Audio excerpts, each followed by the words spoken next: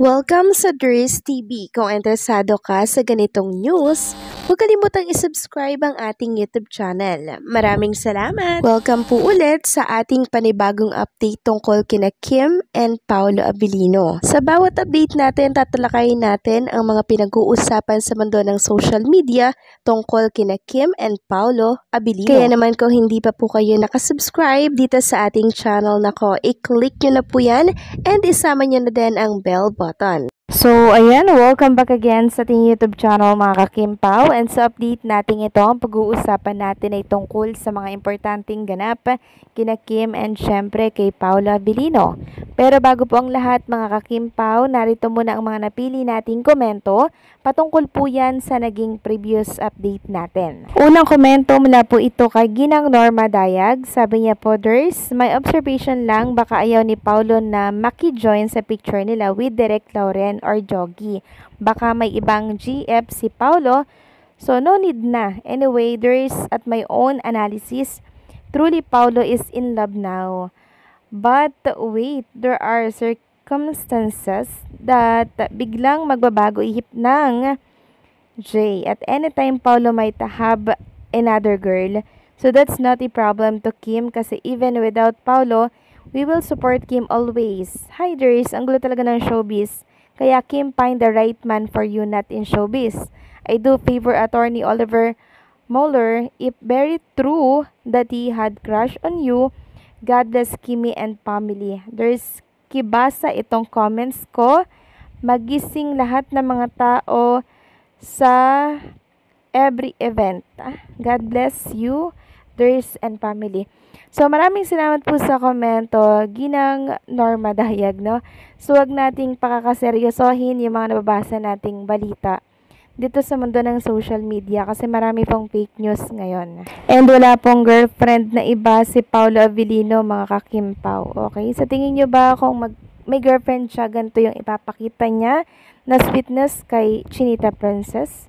Nagsiselo siya? Diba? Hindi po ganon, mga ka-Kimpaw. Si Paolo Abilino po, wala po siyang ibang girlfriend. Mga ka-Kimpaw, wag po nating pag-isipan si Paolo ng ganyan. Okay? Panatag lang tayo at magtiwala tayo sa kanilang pinapakita. And if ever na hindi man si Paolo Abilino po yung makakatuluyan ni Chinita Princess, okay lang din naman po yan kasi si Kim Chiu, nakakatayo siya kahit walang Paolo Abilino. Diba? Yan po yung pinagpe-prepare niya. Kaya nga hindi po siya agad nagtitiwala, mga ka-Kimpaw, sa mga lalaking nagpapakita po ng motikbo sa kanya. Si Kim Chiu yung napakatatag niyang babae. Yun bang mawala na lahat, eto pa rin siya, nakatayo pa rin po.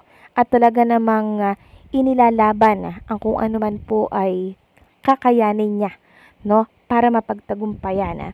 Kaya naman kung yung iba naguguluhan or nawawalan ng tiwala or basta naguguluhan for Kim and Paolo Abilino, sabi nga po, tigil, hinga, kalma lang, tapos balik ulit kayo kaya Kim and Paolo, okay? Kasi parang kailangan nating mag-recharge, okay?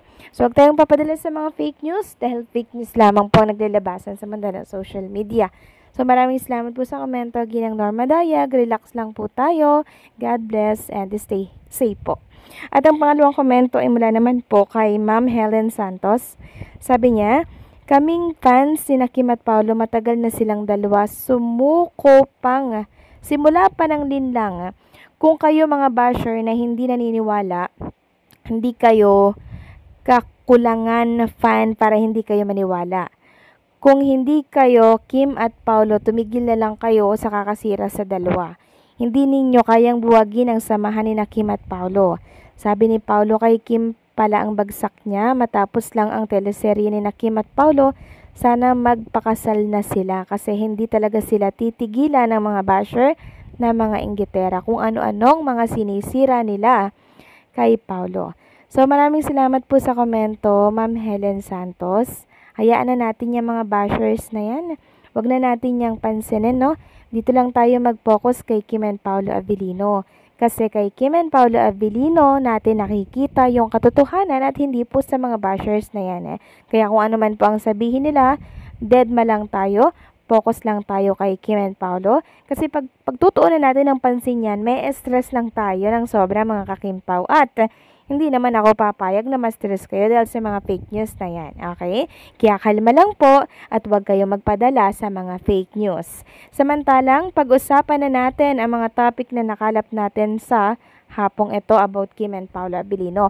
So, mga kakimpaw, hindi ba kayo nagtataka na every time na may makikita kayong picture ni Kim dito po sa Cebu para sa The Alibay, pansin nyo ba na lagi po siyang naka-red ng damit, 'di ba?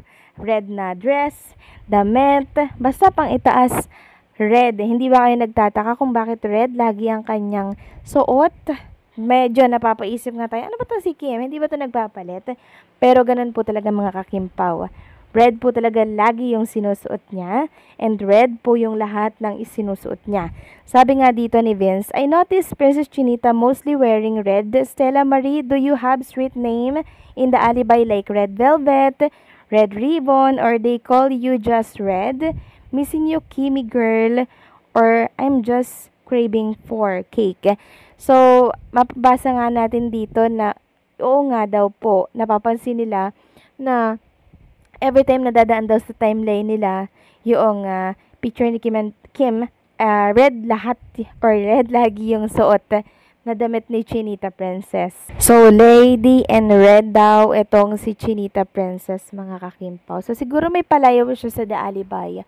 Siguro siya si Red or pwede rin siya si Red Velvet. Siguro niya yung tawag sa kanya sa bar no, na kung saan ay ginagampanan po ni Stella Marie. So, itong The Alibay po mga kakimpaw ay mas matindi pa raw sa linlang. Kaya kung kayo ay talagang gigil na gigil sa linlang noon at inis na inis kay Juliana, nako, mas may inis siguro kayo dito sa The Alibay. Kasi sobrang pasabog po ng mga eksena dito ni Kim, lalo na po ni Paolo Abilino.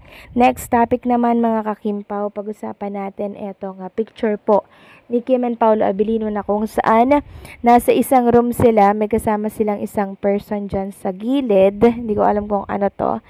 Pero magkasama po si Kim and Paolo Abilino. Hindi ko alam kung isang restaurant or sa isang room to mga kakimpaw.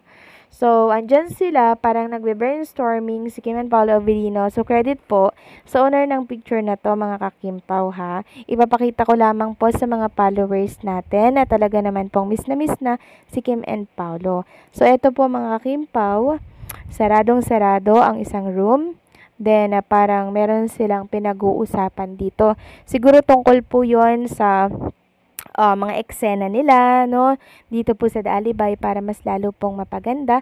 Kaya kailangan po syempre ng, alam nyo yun, brainstorming para may mga suggestion na makuha para sa ikakaganda po ng mga eksena na Kim and Paolo Abilino. Kaya pala sabi ni Ma'am Carl Merced na talaga namang super seryoso ni Kim and Paolo Abilino sa mga role nila. Sobrang dedicated. And kahit picture lang to mga kakimpaw, nakakakilig dahil si Kim and Paolo Abilino po ay magkasama sa isang room.